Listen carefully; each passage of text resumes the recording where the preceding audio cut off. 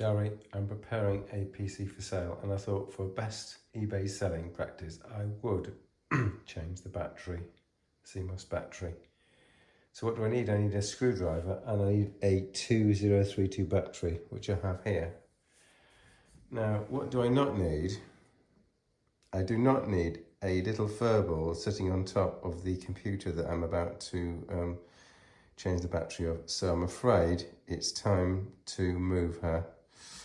I'm sorry, baby. Come on. Okay, so it's really quite simple when you know how. You've got the case off and you get the flat bladed screwdriver.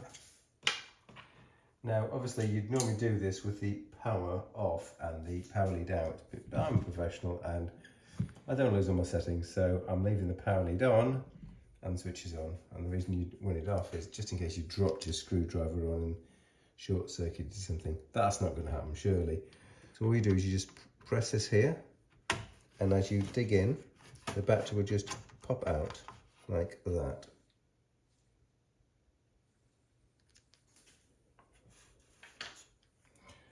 Then you get the new battery and just pop it in. So away from that point first and press down.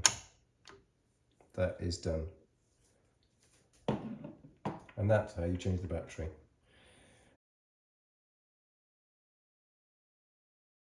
I will just look around this lovely Asus H81M Plus motherboard, by the way, and show you that we have room for 2 sticks of memory at 16 gigabytes. We have 4 PCIe Express slots, including 1 slot for a graphics card. But this does have a smorgasbord of interfaces on the back, including HDMI and effectively DVI and VGA. So what a compatible motherboard this is, even though it's quite old. Okay, Dari, that's it for now.